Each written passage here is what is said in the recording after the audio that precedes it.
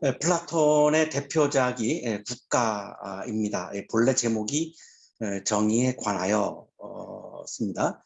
이 국가라는 책을 통해서 플라톤은 좋은 국가를 제시하고자 했습니다.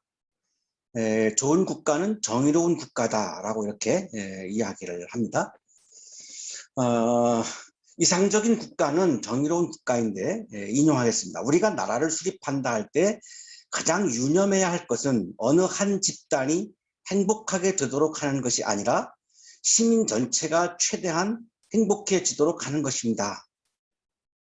이상적인 국가는 그 국가의 뭐 GDP가 얼마고 이런 차원이 아니고 한 특정한 사람이나 특정한 그룹이나 특정한 집단에게 어떤 특권을 부여하는 것이 아니라 모든 시민들이 함께 행복하게 살아가는 나라가 정의로운 국가고 이상적인 국가다라고 그렇게 이야기를 했습니다. 이것을 우리가 정의라고 부를 수도 있고 또 요즘 우리 청년들이 많이 이야기하고 있는 공정이라고도 얘기할 수 있을 것 같은데요. 플라톤은 인간을 혼이라고 불렀습니다. 인용하겠습니다. 소크라테스, 사람은 신체도 둘이 합쳐진 것도 아니니 내 생각에는 아무것도 아닌 것이거나 그것이 무엇이기는 하다면 혼 말고 다른 게 결코 아니라는 결론이 남는군.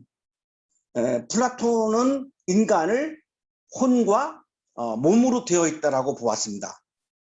몸은 소마하고 혼은 푸시케인데요. 그런데 이 혼이 몸을 지배한다고 본 거죠. 그러니까 결국은 인간은 혼이다 라고 그렇게 이야기를 했습니다. 히브리어로 네페시고요. 헬라어로 푸시케고 영어로 소울인데요. 이 인간이 소울인데 혼인데 이 혼은 세 가지로 이루어져 있다고 이야기했습니다. 이성, 로고스, 지게, 티모스, 욕망, 에피티미아. 이렇게 세 가지로 혼이 이루어져 있다라고 이야기를 한 거죠. 인용하겠습니다. 결국 혼에는 세 가지 아닌 두 가지 종류의 것들, 즉 헤아리는 부분, 이성과 욕구적인 부분, 욕망만 있는가? 혼에도 이 셋째 것, 즉 격정적인 부분, 기계가 있는가? 그래서 이성, 욕망, 기계로 이루어져 있는 존재가 인간이다, 혼이다 이렇게 보는 거죠. 자, 그런데 이성은 이기적일 때가 많습니다. 기계는 감정적일 때가 많고요. 욕망은 다른 사람에게 피해를 줄 때가 많습니다. 자, 그러니까 정의롭고 공정한 이상적인 국가는 그렇기 때문에 일반인이 통치를 해가지고는 이루어질 수가 없고, 왜? 이기적이고 감정적이고 다른 사람에게 피해를 주는 사람이 한 국가를 통치하게 되면 정의롭고 공정한 모든 시민들을 행복하게 하는 그런 나라가 아니라 몇몇 자기를 포함한 몇몇 특정한 사람들에게 이익이 되는 것을 추구하게 되니까 공정하고 이상적인 국가를 이룰 수 없다라고 본 거죠. 그럼 어떻게 하느냐? 지혜를 사랑하는 철학자가 통치해야 한다. 이거를 철인 치자 사상이라고 부르는데요. 철학자는 헬라어로 필로소포스입니다. 지혜를 사랑하는 사람이라고 하는 뜻인데 지혜를 사랑하는 철학자가 통치해야만 이상적인 공정한 정의로운 국가가 가능하다라고 주장을 한 거죠. 인용하겠습니다. 철학자들이 나라들에 있어서 군왕들로서 다스리거나 아니면 현재 군왕 또는 최고 권력자들로 불리는 이들이 진실로 그리고 충분히 철학을 하게 되지 않는 한 나쁜 것들의 종식은 없다네. 철학자가 통치하든지 아니면 현재 통치자가 철학을 아주 깊게 공부하든지 하지 않고는 정의롭고 공정한 나라를 이룰 수가 없다라고 주장을 한 겁니다. 지혜를 사랑하는 철학자가 국가를 다스려야 정의롭고 공정한 국가가 가능하다고 주장을 했는데, 자, 그러나 철학자도 이기심과 감정과 욕망을 벗어나기 어려운 인간입니다. 아무리 지혜를 사랑하는 철학자라 할지라도 이성은 이기적일 때가 많고 티모스는 감정적일 때가 많고 욕망은 다른 사람에게 피해를 줄 때가 많습니다. 나의 이익을 위해서. 그러니까 철학자가 나라를 통치한다 할지라도 지금 우리 청년들이 말하고 있는 그런 정의로운 국가, 공정한 국가는 이루기 어렵다고 볼 수밖에 없습니다. 자, 그래서 지금 청년들이 능력주의를 얘기하죠. 능력대로만 하면 공정한 국가가 가능하지 않느냐라고 그렇게 생각하시는 분들이 있는데, 마이클 샌델이라고 하는 하버드대 교수가 공정하다라고 하는 책각이라고 하는 책을 통해서 능력주의로 공정한 국가를 이룰 수 없다고 이야기합니다. 그건 착각이라는 겁니다. 능력주의를 가지고 공정한 국가를 이룬다? 그건 착각이라고 하는 이야기를 합니다. 인용하겠습니다. 능력주의 윤리는 승자들을 오만으로 패자들을 굴욕과 분노로 몰아간다. 우리 모든 인간이 가지고 있는 능력이라고 하는 것이 높은 능력을 가지고 있는 분도 있고 능력이 떨어지는 분도 있습니다. 자, 근데 이 능력이 형성되는 과정을 우리가 계속 추적해 들어가면 그 과정이 공정하다고 볼 수가 없죠. 제가 어릴 때 시골에서 초등학교를 다녔는데 저희 아버님은 목회자였고 대부분이 농사를 짓는 가정의 아이들입니다. 농번기가 되면 학교를 못 옵니다. 지금 우리가 상상도 못하는 일인데요. 그때 그랬습니다. 집에 농사를 도와야 되기 때문에 수업 시간에 오지를 못합니다. 그러면 제가 만약에 성적이 좋았다고 할 때에 그 성적이 좋은 능력이 과연 그게 나만의 능력인가? 내 옆에 있는 친구는 수업을 못 들었습니다. 그러니까 공정한 경쟁이 안 되는 거죠. 이런 여러 가지 요소들에 의해서 능력이 형성되는데 능력주의만 가지고 얘기한다면 승자들은 오만에 빠지고 패자들은 굴욕과 분노에 휩싸이기 때문에 결국은 모든 시민이 행복하게 살아가는 공정한 국가는 어려워진다는 거죠. 또 하나, 능력이 뛰어난 분들은 살 수 있지만 능력이 부족한 사람들, 선천적으로 IQ가 낮거나 선천적으로 가난한 가정에 태어나서 학교를 못 갔거나 자 이런 경우 그럼 능력이 부족한 사람들은 살 수가 없습니다. 과연 이거를 플라톤이 얘기하는 모든 시민들이 행복하게 살아가는 정의로운 국가, 공정한 국가라고 부를 수 있는가? 이런 차원에서 지금 마이클 샌달은 이런 이야기를 하고 있는 거죠. 능력주의적 오만은 승자들이 자기 성공을 지나치게 뻐기는 한편 그 버팀목이 된 우연과 타고난 행운은 잊어버리는 경향을 반영한다. 여기 타고난 걸 이 사람이 강조하는 겁니다. 타고난 거는 어떻게 똑같이 할 수가 없다. 타고나는 걸 어떻게 똑같이 만드냐? 만들 수 없지 않는가? 승자에게 갈취하며 동시에 패자에게 조롱한다. 패자 스스로도 말이다. 능력주의는 승자에게 오만과 불안을 자아낼 것이며 패자에게는 분노를 자아낼 것이기 때문이다. 어느 태도든 정신적 번영에는 해로우며 공동선 개념에는 치명적일 것이다. 능력주의를 가지고 추구하는 한 모든 시민들이 행복하게 살아가는 플라톤이 이야기하는 이상적인 국가는 불가능하다. 그것이 가능하다라고 보는 것은 착각이다라고 얘기를 하고 있는 거죠.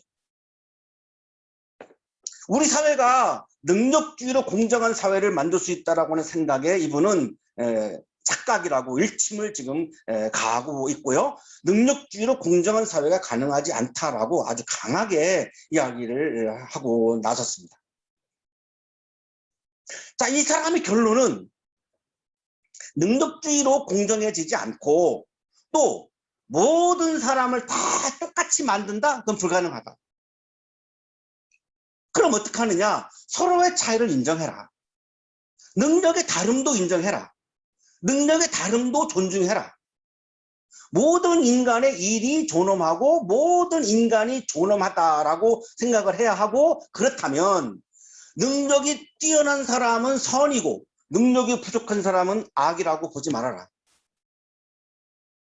능력이 부족한 사람들도 존엄한 인간으로 존중해주고 능력이 뛰어난 사람들도 존엄한 인간으로 존중해주고 모든 사람이 서로의 능력이 다름에 대해서 서로가 그거를 존중해주고 어떤 일을 하느냐 모든 일에 대해서 직업의 귀천이 없이 존중해주고 그런 다양성을 존중해주는 가치를 우리가 가질 때에 그래도 공정한 사회를 위해서 우리가 최선을 다할 수 있다.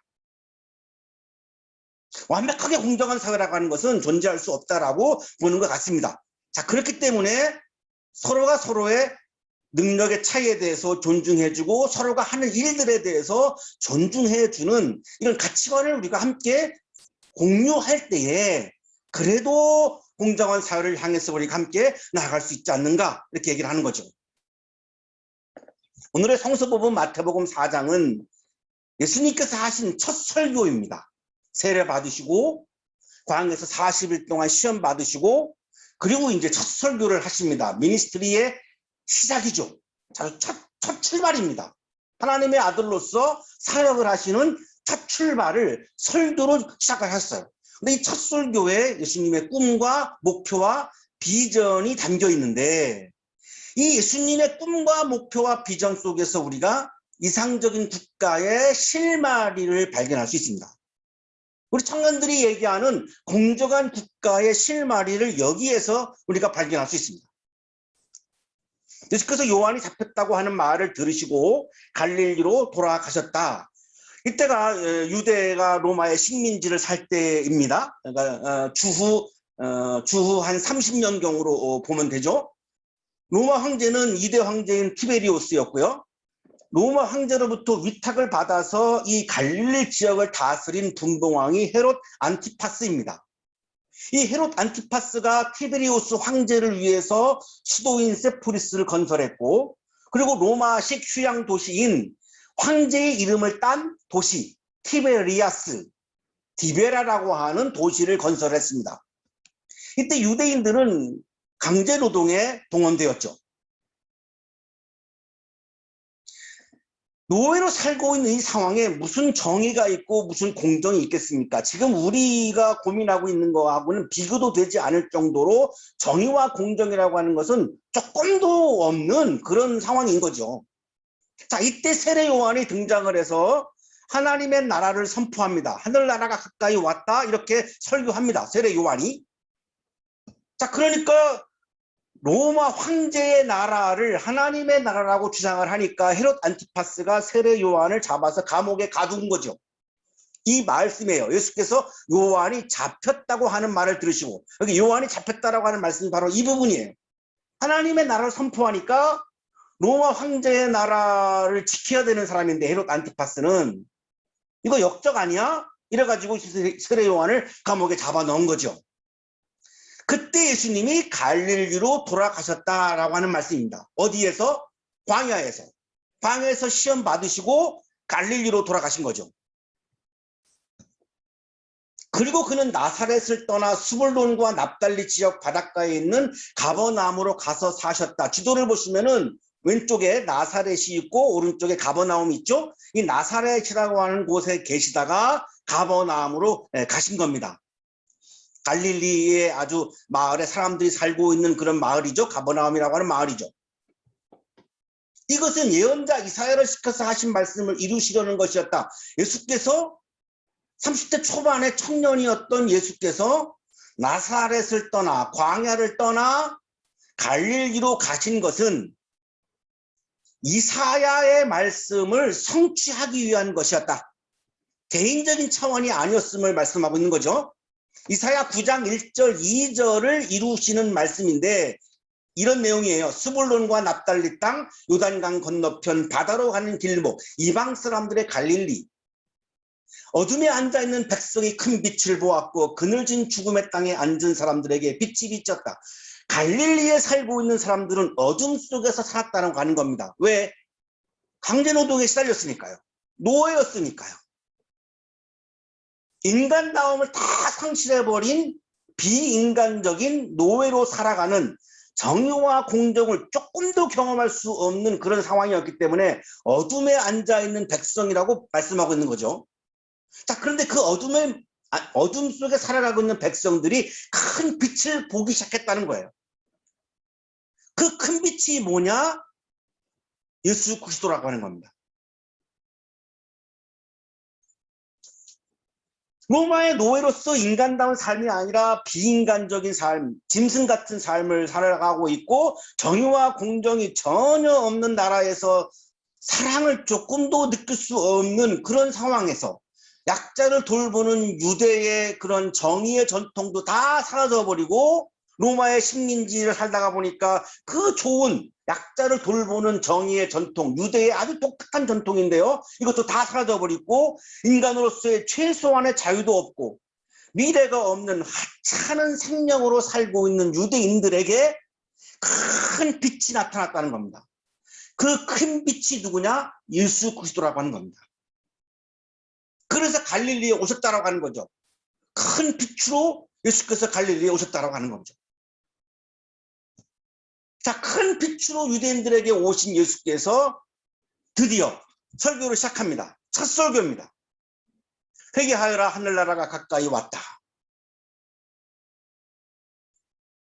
자, 여기에서 우리 일부 그리스도인들이 생각하시는 것처럼 여기 예수님이 말씀하시는 하늘나라가 죽어서 가는 우주 저편에 있는 죽어서 가는 나라만 의미하고 현재 우리가 살고 있는 현세와 무관한 나라라고 한다면, 그렇게 가정을 한다면 어둠 속에서 살고 있는 사람들에게 예수님께서 죽음을 말씀하신 게 됩니다. 왜? 하늘나라가 가까이 왔다라고 하는 거는 뭐죠? 그럼 죽음이 가까이 왔다라고 하는 말이 됩니다. 하늘나라를 죽어서 가는 나라로만 우리가 이해한다면 예수님이 말씀하신 하늘나라 가까이 왔다라고 하는 말씀의 의미는 여러분에게 죽음이 가까이 왔습니다라고 하는 말씀이 됩니다. 결론부터 말씀드리면 하늘나라는 죽어서만 가는 나라만을 의미하고 있는 것이 아니라 미래적인 사건만을 의미하고 있는 것이 아니라 현재의 어둠 속에서 살고 있는 지금 여기에 하늘나라가 가까이 왔다. 현재적 하나님 나라도 포함하고 있다라고 봐야 합니다. 안 그러면 예수님이 너희들은 이제 죽을 거야 이렇게 말씀한 게 되기 때문에 예수님께서 그렇게 말씀하실 리가 없는 거죠. 죽으면 하늘나라에 가니까 지금 노예의 삶이 힘들어도 참아라 라고 하는 얘기가 되는데, 그렇게 본다면 예수님은 정의와 공정이 전혀 없는 나라에서 노예로 살고 있는 사람들에게, 비인간적인 삶을 살아가는 사람들에게 죽어서 가는 나라만을 이야기하셨다면 예수님은 사람들의 현재의 아픔과 고통을 외면한 것이 되어버리죠. 어떻게 예수님 입장에서 지금 고통스러워하고 있는 정의와 공정이, 사랑이 전혀 없는 거기에서 비인간적으로 짐승처럼 살고 있는 사람들에게 여러분 참으세요? 죽으면 천국 가면 됩니다. 과연 예수님이 그렇게 말씀하셨을까? 지금 고통스러워하는 사람들 앞에 놓고. 얼마나 그게 예수님이 마음이 아프신데 어떻게 여러분 참으세요? 죽어서 천당 갑니다. 이렇게 말씀하셨을까? 그렇지는 않을 것 같은 거죠. 대부분의 그래서 신약 성서학자들은 여기서 말씀하신 예수님이 말씀하신 하늘나라는 미래적 나라이기도 하지만 현재적 나라이기도 하다라고 하는 것이 대부분의 합의입니다. 자, 예수님의 창조적 소리, 창조적 발성이 울려 퍼졌고 사람들의 마음이, 이 소리가 사람들의 마음을 울립니다. 사람들의 마음을 울린 예수님의 창조적 소리가 하늘나라가 가까이 왔다라고 하는 소리입니다.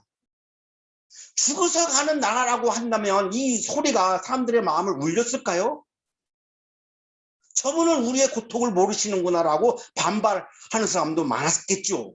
자, 그런데 그 당시에 예수님의 하늘나라가 가까이 왔다라고 하는 예수님의 창조적 소리가 사람들에게 마음에 다가갔고 사람들의 마음을 울렸습니다.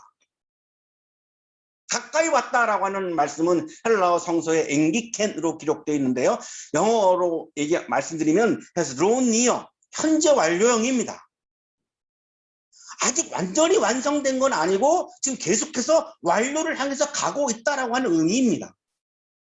영국의 캠브리지 대학의 성서학자인 도드는 그래서 앵기켄을 has come으로 해석을 합니다.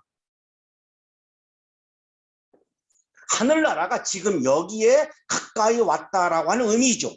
예수님의 소리는 죽어서 가는 나라만이 아니라, 미래적 사건만이 아니라 지금 여기에 도래하는 현재적 나라도 포함하고 있는 거죠. 그렇기 때문에 비인간적인 삶을 살아가는 유대인들의 마음을 울렸던 거죠.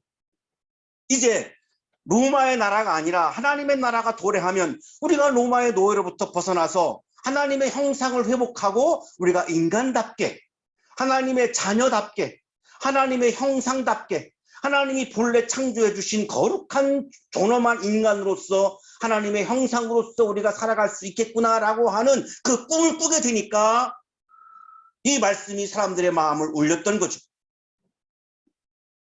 그래서 이 말씀은 사람들에게 기쁜 소식, 복음이 된 겁니다. 굿뉴스가 된 거죠.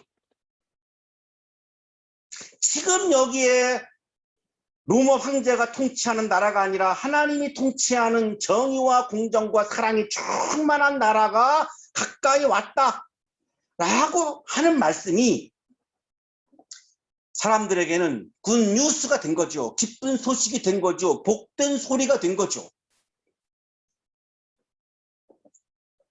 왜 복된 소식이고 왜 굿뉴스일까요? 정의와 공정과 사랑이 충만한 나라에서 살 수 있다라고 하는 꿈을 꾸기 시작했으니까요. 노예에서 벗어나서 하나님의 형상을 회복하고 사람답게 인간답게 살 수 있다라고 하는 꿈을 꾸게 만들었던 말씀이었기 때문에 복음 굿뉴스였던 거죠. 하늘나라는 헬라어 성서에 바실레아 톤 오우라논이라고 기록되어 있는데요. 킹덤 오브 더 헤븐스인데 하늘나라는 하나님 나라와 같은 의미입니다. 왜냐하면 유대인들은 하나님이라고 하는 호칭을 다이렉트로 쓰지 않았습니다. 그건 경건하지 않다라고. 하나님이라고 하는 용어를 대체했는데 그 대체한 용어 중에 하나가 하늘입니다. 플로신학교에서 가르치는 신학학 교수 레드가 이렇게 얘기하죠. 천국은 세모 계통의 관용어로서 하늘은 보통 신명의 대용어로 쓰였다. 하나님의 호칭을 대신하는 명칭이 하늘이었다. 양용희 교수의 설명입니다. 마태복음의 하늘나라와 마가복음과 누가복음의 하나님 나라는 동일한 개념으로 사용된 것이 분명하다. 유대인들은 하나님이라는 호칭의 사용을 꺼렸고 하나님을 부르는데 자주 하늘이라는 표현을 완곡하게 사용하였다. 조경철 교수의 주석입니다. 하나님의 나라를 공간적으로 이해해서는 안 된다. 하나님의 나라를 우주 저편에 있는 어디 따로 별도의 공간으로 보면 안 된다는 거죠. 왜냐하면 하나님은 공간을 초월하는 분이니까요. 시간의 개념으로 봐도 안 됩니다. 하나님은 시간을 초월하시는 분이니까요. 하나님의 이름이 경배되는 주기도문의 1기원, 그리고 하나님의 뜻이 실현되는 3기원, 하나님의 역동적인 통치를 의미한다. 하나님의 나라는 하나님의 다스리는 상태, 하나님의 뜻이 다스리고 하나님의 마음이 다스리고 하나님의 말씀이 다스리고, 그래서 많은 사람들이 그거를 받아들이면 하나님의 다스리는 나라가 이루어지고, 하나님의 다스리는 나라가 이루어지면 로마의 나라는 사라지게 되고 정의와 공정과 사랑이 충만해서 모든 사람이 하나님의 형상답게 살아갈 수 있는 나라가 도래한다. 그래서 하나님이 통치하시는 하나님의 나라가 그들에게 복음이었고 굿뉴스였던 거죠. 30대 초반의 청년인 예수의 꿈과 목표와 비전은 하나님께서 다스리시는 나라, 정의와 공정과 사랑이 충만한 나라였습니다. 모든 사람이 사람답게 살 수 있는 하나님의 나라였습니다. 우리가 이거를 받아들여서 내가 사람을 대할 때 능력이 부족한 사람이라 할지라도, 가난한 사람이라 할지라도, 배움이 짧은 사람이라 할지라도 우리가 그 사람들을 정말로 사람으로, 하나님의 형상으로 존중해 주는 사람들이 많아지면 하나님의 나라가 지금 여기에 도래하게 되죠. 그거를 예수님은 꿈꿨던 거죠. 끝까지. 십자가에 죽는 순간까지도 예수님은 정의와 공정과 사랑이 충만한 나라, 하나님의 나라를 끝까지 꿈꾸셨습니다. 벌써 새학기가 시작한 9월, 오늘 마지막 날이고요. 우리 개강 예배 때 여러분 새로운 학기니까 지난 학기의 실패를 잊어버리시고 여러분 새로운 목표를 세우시고 새로운 꿈을 갖자라고 제가 말씀을 드렸는데, 여러분이 품으신 그 꿈을 끝까지 포기하지 마십시오. 예수님도 하나님의 나라라고 하는 꿈을 끝까지 포기하지 않았습니다. 그래서 지금도 완성되어 가고 있죠. 2000년이 지난 지금도 그 하나님의 나라는 지금도 이 땅에서 완성되어 가고 있어요. 여러분의 마음속에 품고 있는 여러분의 꿈 끝까지 포기하지 마시고, 여러분이 간절히 바라는 정의와 공정과 사랑이 충만한 따뜻한 나라, 따뜻한 사회, 따뜻한 세상, 그 꿈도 끝까지 포기하지 마시고 오늘도 그 나라를 이루기 위해서 내가 해야 하는 일에 최선을 다하는 그런 삶을 우리가 한 명 한 명 살아갈 때에 하나님의 나라가 여기에 도래해서 정의와 공정과 사랑이 충만한 세상에서 우리 모두가 함께 살아갈 수 있을 것입니다. 여러분의 마음속에 있는 꿈을 포기하지 않고 끝까지 꿈꾸셔서 그 꿈을 현실로 이루어가는 여러분의 삶이 되시기를 주님의 이름으로 축복합니다. 아멘.